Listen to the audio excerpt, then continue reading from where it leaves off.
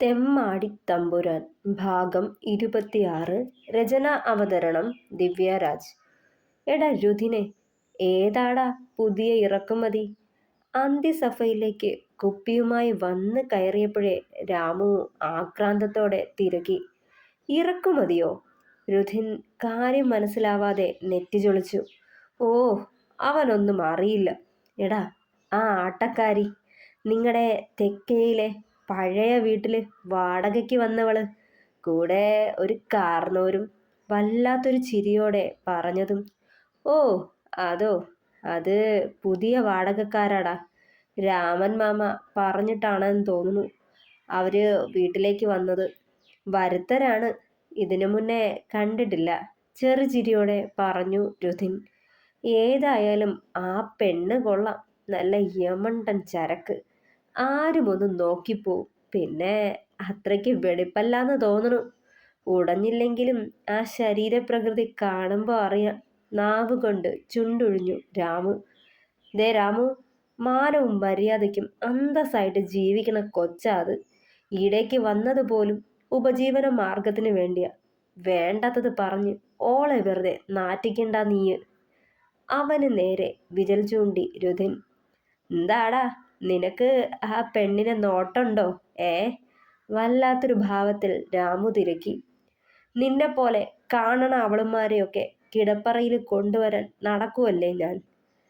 പല്ല് ഞെരിച്ച് കോപമടക്കി പറയുമ്പോൾ രുധിൻ്റെ മനസ്സിലേക്ക് വന്നത് അമ്പിളിയുടെ മുഖമായിരുന്നു. ഓ, നീയൊക്കെ മാന്യന്മാരും നല്ലവരും, മോശം ഞാൻ മാത്രം, സമ്മതിച്ചു. കൈകൂപ്പി പറഞ്ഞുകൊണ്ട് ചിരിച്ചു വിട്ടേയുള്ളവൻ. ഡാ, അമ്പിളി മിടുക്കിയാട്ടോ. ടെക്സ്റ്റൈൽ ഷോപ്പ് അവളെ ഏൽപ്പിച്ചത് ഏതായാലും നന്നായി. അത് മാനേജ് ചെയ്യാനുള്ള കഴിവ് അവൾക്കുണ്ട്. പക്ഷേ നിന്റെ ഹെൽപ്പൂടെ വേണം. അച്ചു അത് പറഞ്ഞുകൊണ്ട് നിലത്തേക്കിരുന്നു. അവൻ പറഞ്ഞത് കേട്ട് വലിയ സന്തോഷം തോന്നി രുധിനും.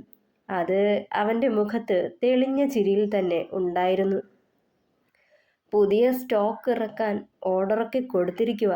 പിന്നെ നമ്മുടെ കട പഴയ പോലെ വിപുലമാക്കാമെന്നും ആൾക്കാരെ കൂടി അറിയിക്കാനായി ഒരു സ്റ്റോക്ക് ക്ലിയറൻസ് മേളയൊക്കെ സംഘടിപ്പിക്കാൻ ഒരുങ്ങുക. 50% നിരക്കിൽ പഴയ സ്റ്റോക്കിലെ വസ്ത്രങ്ങൾ വിൽക്കാൻ ഓളുടെ പ്ലാൻ. അതാവുമ്പോൾ പഴയ സ്റ്റോക്ക് വിറ്റു പോവുകയും ചെയ്യും. ഷോപ്പിൽ പുതിയ സ്റ്റോക്ക് വന്നത് നാട്ടുകാർ അറിയുകയും ചെയ്യും. അതാണ് പ്ലാൻ. എന്തായാലും കാശ് കുറേ വേണ്ടി വരും കേട്ടോ രുധിനെ. എന്താ നിന്റെ പ്ലാൻ? അച്ചു മുഖമുയർത്തി നോക്കിയതും. നോക്കട്ടെ, കുറച്ച് കാശ് ആരോടേലും കടം മേടിക്കാം. എന്തായാലും വിട്ടുകളയില്ല. ഓളായിട്ട് തുടങ്ങി വെച്ചതല്ലേ. കൂടെ നിന്നില്ലേലും പിന്നിലുണ്ടാവും ഞാനും, ചിരിയോടെ പറഞ്ഞവൻ. ഡാ രുധിനെ, ഇന്നും കുടിക്കുന്നില്ലേ നീ? രഞ്ജു കുപ്പി പൊട്ടിച്ചു കൊണ്ടൊന്ന് തിരക്കി. ഇല്ലടാ, വ്രതം കഴിഞ്ഞിട്ടില്ല. വ്രതം കഴിയട്ടെ, എന്നിട്ടൊന്നു കൂടാ. കൈ രണ്ടും തലയ്ക്ക് പിന്നിൽ വെച്ച് കൂട്ടിക്കെട്ടിക്കൊണ്ട് ഒന്ന് മൂര് നിവർത്തിയവൻ. എടാ അച്ചു, നിനക്കെടുക്കട്ടെ? അയ്യോ വേണ്ടടാ, ഞാനൊക്കെ നിർത്തുക. ഇപ്പോഴേ നിർത്താൻ നോക്കിയില്ലെങ്കിൽ ചിലപ്പോൾ ഇവൻ്റെ ആദ്യ രാത്രി പോലെയാവും എൻ്റെയും. അച്ചു ചിരിയോടെ രുധിനെ നോക്കി.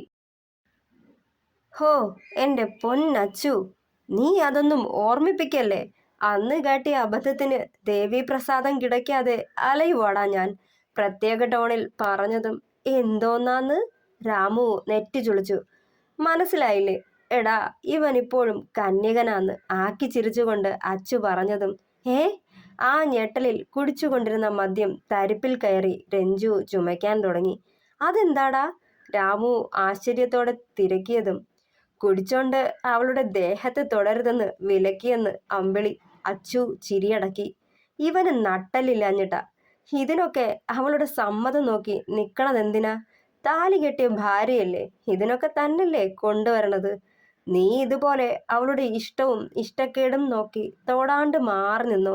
അവള് കളി അറിയാവുന്നവനൊപ്പം പോകുമ്പോൾ നീ പഠിച്ചോളും. അത് കേട്ടതേ കലി കയറി രുധിന്. എടാ പന്ന മോനെ, അങ്ങനെ തേടിപ്പോവാൻ നീ തേടിപ്പോണ അവളുമാരെ പോലല്ല അമ്പിളി. പല തവണ പറഞ്ഞു, ഇപ്പോൾ അവസാനമായിട്ട് പറയുക. ഇനി ഒരു വെടക്ക വർത്താനം ഇതുമാതിരി ഉള്ളത് നിന്റെ നാവിന്ന് വന്നാൽ അരിയും ഞാൻ. രുധിൻ ഒച്ചയിട്ടു. ഡാ അച്ചു, ഞാൻ പോവാ. ഇവിടെ ഇരുന്നാലേ ഈ പന്നിയെ കൈവയ്ക്കേണ്ടി വരും. താലമെടുക്കാൻ ഇനി അധിക ദിവസമില്ല. ഞാനായിട്ട് പ്രശ്നം ഉണ്ടാക്കണില്ല. പോവുക. മറുപടി കാക്കാതെ മുണ്ടും മടക്കിയെടുത്ത് ചാവിയും എടുത്ത് മുന്നോട്ട് നടന്നു രുധിൻ കലിയോടെ. രുധിയേട്ടാ. തൻ്റെ മടിയിൽ തലവെച്ച് വെറുതെ കിടക്കുന്നവൻ്റെ നിറുകിൽ മെല്ലെ തലോടി അമ്പിളി. എന്താടി? അവളുടെ വയറിൽ മുഖമമർത്തിയതും കുറുകലോടെ അവൻ്റെ മുഖം പിടിച്ച് തിരിച്ചു വച്ചു അമ്പിളി. എൻ്റെ ദേവി, എന്താ പറയാൻ വന്നേ? കുറുമ്പോടെ അവളെ മുഖമുയർത്തി നോക്കിയവൻ. നല്ല ആളാട്ടോ. കടയുടെ ചുമതല എന്നെ ഏൽപ്പിച്ചിട്ട് ആ വഴിക്ക് കൂടി വരാണ്ട് കറങ്ങി നടക്കല്ലേ? കൂർപ്പിച്ചൊന്ന് നോക്കിയതും. ഹ, പിണങ്ങല്ലെൻ്റെ ദേവി. ഞാനിപ്പോൾ അവിടേക്ക് വരുവാണേൽ ഗോഡൗണിലെ കാര്യങ്ങൾ പകുതി വഴിക്കിടേണ്ടി വരും.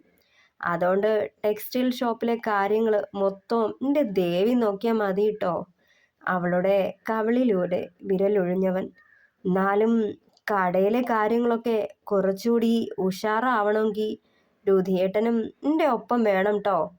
അവൻ്റെ നെറുകിൽ മെല്ലെ തലോടിക്കൊണ്ട് പറഞ്ഞവൾ. അതൊക്കെ നമുക്ക് ഉഷാറാക്കാടി. അതവിടെ നിൽക്കട്ടെ. പിന്നെ താലമെടുത്ത് കഴിയുമ്പോഴേക്കും ദേവി പ്രസാദിക്കോ? അതോ അടിയനെ വീണ്ടും കൊതിപ്പിച്ച് കടന്നു കളയോ?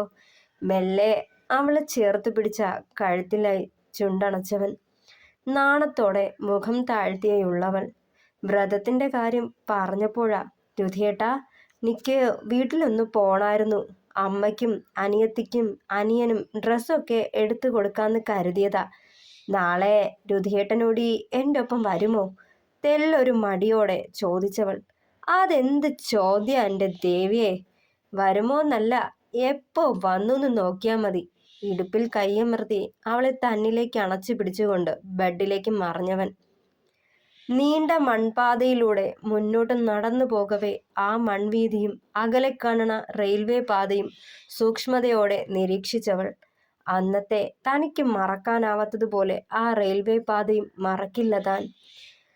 തനിക്കെല്ലാം നഷ്ടമായത് ആ ഒരു ട്രെയിൻ യാത്രയിൽ നിന്നാണെന്ന് ഓർത്തതേ ദീർഘമായൊന്ന് നിശ്വസിച്ചു സന്ധ്യാലക്ഷ്മി. മൺവഴി കടന്ന് ടാറിട്ട് റോഡിലൂടെ പോകവേ പിന്നിലായി ഒരു ബുള്ളറ്റിൻ്റെ കാതടുപ്പിക്കുന്ന ശബ്ദം കേട്ടവൾ. കാതിലേക്ക് തുളഞ്ഞു കയറി അസ്വാരസ്യം സൃഷ്ടിച്ച ആ ശബ്ദം കേട്ട ദിശയിലേക്കൊന്ന് നോക്കവേ ഒരു നിമിഷം ശ്വാസം വിലങ്ങിയ പോലെ തോന്നിയവൾക്ക്.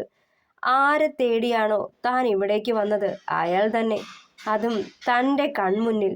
ബുള്ളറ്റ് അവളെ കടന്ന് മുന്നോട്ട് പോയിട്ടും അയാളുടെ കഴുകൻ കണ്ണുകൾ അവളുടെ ശരീരമാസകലം ഒഴിയുന്നത് ഒരു നടുക്കത്തോടെ അവൾ അറിഞ്ഞു. ഒരു നിമിഷം ഭയത്തോടെ മുഖം കുനിച്ചു കളഞ്ഞവൾ. നെഞ്ചിടിപ്പേറി വന്നു. ദേഹം വിറച്ചു. കൈകാലുകൾ ഇടറി. ഉള്ളിൽ അയാൾക്ക് വേണ്ടി കൂട്ടിയിട്ട പകയുടെ ചിതയ്ക്ക് മുകളിലേക്ക് ഭയത്തിൻ്റെ പേമാരി പെയ്തിറങ്ങുന്നത് പോലെ തോന്നി അവൾക്ക്. അരുത്, ഭയക്കരുത്. ഈ യുദ്ധത്തിൽ വിജയം തനിക്കാവണം. തോറ്റുകൊടുത്താൽ ഈ കൊടും പാപി ചെയ്തു കൂട്ടിയ അപരാധം പുറം ലോകം അറിയാതെ പോവും. മനസ്സിൽ നിശ്ചയിച്ചുകൊണ്ട് ദീർഘമായി ശ്വാസമെടുത്തവൾ. ഏതാടോ ആ നാരായണീയങ്കാരുടെ പഴയ തറവാട്ടിൽ പുതുതായി വന്ന ആ പെണ്ണും കാർന്നോരും? ചായക്കടയിലെ കുമാരൻ്റെ കയ്യിൽ നിന്നും ഒരു സ്ട്രോങ് ചായ വാങ്ങി കുടിക്കുന്നതിനിടെ അയാളെ മുഖമുയർത്തി നോക്കി കൃഷ്ണൻ പോലീസ്. ഓ, അറിയില്ല കൃഷ്ണേട്ടാ. വരത്തര ഒരു വയസ്സായ തന്തയും ഈ മോളും മാത്രമേ ഉള്ളൂ. ആ കൊച്ചവിടെ ഡാൻസ് പഠിപ്പിക്കുക. വലിയ ആട്ടക്കാരിയെന്ന ആളോള് പറയണത്. കുമാരൻ അവളെക്കുറിച്ച് അറിഞ്ഞത് പറയുമ്പോൾ വന്യമായ ചിരിയോടെ താടി ഒഴിയുകയായിരുന്നു കൃഷ്ണൻ പോലീസ്. വേറെ ആണുങ്ങളാരും ഇല്ലേ കൂടെ? അയാൾ എടുത്തു ചോദിച്ചതും ഏയ് ഇല്ല എന്നാ തോന്നണേ. ആ പെണ്ണും കാർന്നോരും മാത്രമേയുള്ളവിടെ. കുമാരൻ അത് പറയുമ്പോൾ അയാളുടെ നോട്ടം ചായക്കടയുടെ വലതുഭാഗത്തായി മനയ്ക്കുള്ളിലെ പഴയ പ്രൗഢിയിൽ തലയുയർത്തി നിൽക്കണ നാരായണീയം തറവാട്ടിലേക്ക് പതിച്ചു. അന്ന് സുമിത്ര, ഇന്ന് ക്രൂരമായൊരു ചിരിയോടെ അയാൾ ഓർത്തു. രാവിലെ കുളി കഴിഞ്ഞിറങ്ങിയതേ അമ്പിളിയുടെ നോട്ടം ചെന്നത് കട്ടിലിൽ കമിഴ്ന്ന് കിടന്ന് ഉറങ്ങുന്നവനിലാണ്. അന്നത്തെ ദിവസത്തിന്റെ പ്രത്യേകത ഓർത്തതേ മുഖം ചുവപ്പണിഞ്ഞവളുടെ. മെല്ലെ അവൻ അരികിലേക്ക് ചെന്നവൾ, രുധിയേട്ടാ, എണീക്കൂട്ടോ, കുളിച്ച് വൃത്തിയായി കാവിലേക്ക് ചെല്ലൂട്ടോ. അവിടുത്തെ ചടങ്ങുകൾക്കൊക്കെ ഒരു കുറവും വരുത്തരുതെന്ന അമ്മ പറഞ്ഞതേ. കേൾക്കണുണ്ടോ ഞാൻ പറയണത്? അനങ്ങാണ്ട് കിടക്കുന്നവനെ വീണ്ടും തട്ടി വിളിച്ചതും അതേ കിടപ്പില് കൈ നീട്ടി അവളെ വലിച്ച് ബെഡിലേക്ക് ഇട്ടുകൊണ്ട് അവൾക്ക് മുകളിലായി അമർന്നവൻ. അവിടത്തെ ചടങ്ങോ താലപ്പൊലിയോ വ്രതോ ഒന്നും എൻ്റെ മനസ്സിലില്ലെൻ്റെ ദേവിയേ. ഇന്നത്തെ ആ രാത്രി അത് മാത്രമേ ഉള്ളൂ. എൻ്റെ ദേവി നട തുറന്ന് അടിയനെ പ്രസാദിക്കാൻ പോവല്ലേ ഇന്ന്. അത് മാത്രമേ ഉള്ളൂ എൻ്റെ മനസ്സിൽ. പറയവേ മുഖത്ത് തെളിഞ്ഞ ചുവപ്പ് രാശി മറച്ചു പിടിക്കാൻ കപട ദേഷ്യം ഭാവിച്ചൊന്ന് നോക്കിയവൾ. വഷളൻ തമ്പുരാൻ ദൈവകാര്യങ്ങൾക്കിടയില ഇക്കാര്യം കൂർപ്പിച്ചു നോക്കിയതും. ഇക്കാര്യത്തില് ദൈവങ്ങൾ പോലും വിട്ടുവീഴ്ച ചെയ്യില്ല. അപ്പോഴാ എൻ്റെ ദേവിയെ ചോരയും നീരുമുള്ള ഈയുള്ളവൻ വശ്യതയോടെ പറഞ്ഞുകൊണ്ട് അവളുടെ അധരം കവർന്നവൻ. തുടരും. പ്രിയപ്പെട്ടവരെ, അഭിപ്രായങ്ങൾ പറയണേ. കഥ ഇഷ്ടമായാൽ ലൈക്ക് ചെയ്യുക, ഷെയർ ചെയ്യുക, സപ്പോർട്ട് ചെയ്യുക, ഹൈപ്പ് ചെയ്യുക. Thank you. അപ്പോൾ നാളെ കാണാം.